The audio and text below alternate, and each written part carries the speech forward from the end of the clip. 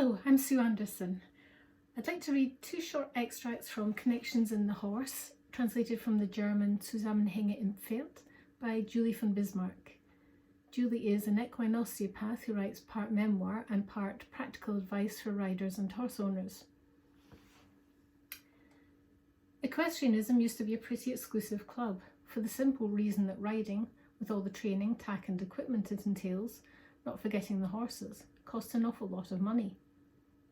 Equestrianism was known as a good way to burn cash, but not as a way to earn money or indeed to add to an existing pool of wealth.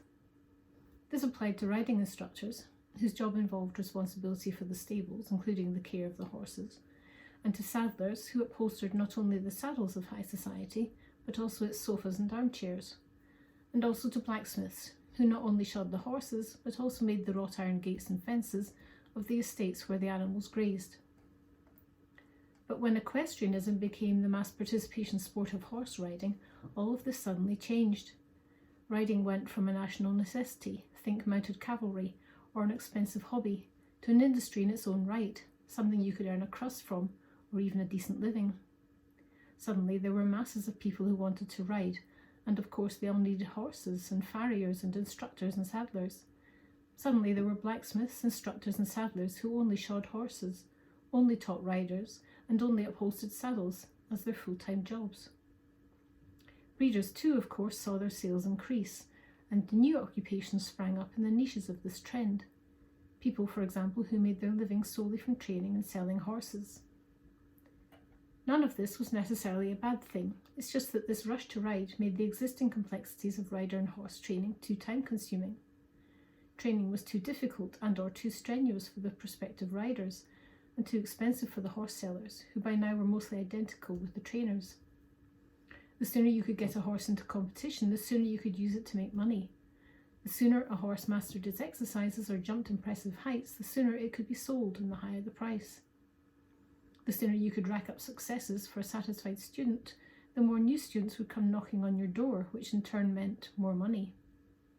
The numbers of people who just wanted to ride because they'd always dreamed of sitting on a horse kept growing. More and more people took up the opportunity of learning to ride without incurring any major personal commitment or financial expense. That's all very well. The horse, however, is a complicated creature, and learning to ride is a complex process. It takes years and vast amounts of training to develop a reasonably good, well-balanced, independent seat. And it usually takes just as long to develop the fast responses, self-control, and intimate knowledge of the horse's nature that are the foundations for riding and handling a horse in a way that keeps it healthy and feeling comfortable.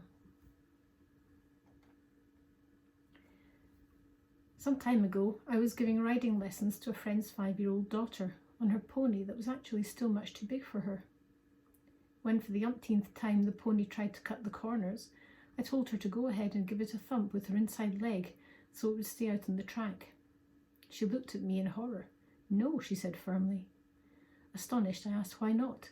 To me it was perfectly normal that some ponies sometimes need a thump. "'Cause he's my friend," the little girl said, obviously very surprised I was asking her such a stupid question. Then she rode forward into the middle of the school and explained to me in no uncertain terms. "If he doesn't want to go into the corners, it's either 'cause he's scared or I can't ride well enough yet for him to understand me." I tell this story because it illustrates so brilliantly what every rider should in fact do every day. Remember why they originally wanted to learn to ride. Remember how they'd stroke other people's horses and dream of having a pony of their own one day. How they'd spent hours grooming coats and tying braids and oiling hooves. How they'd sneak into their favourite horse's stall for comfort when they were sad. How a soft horsey nose would nuzzle gently into their necks with a reassuring snort. How happy and lucky they were to have a horse for a friend.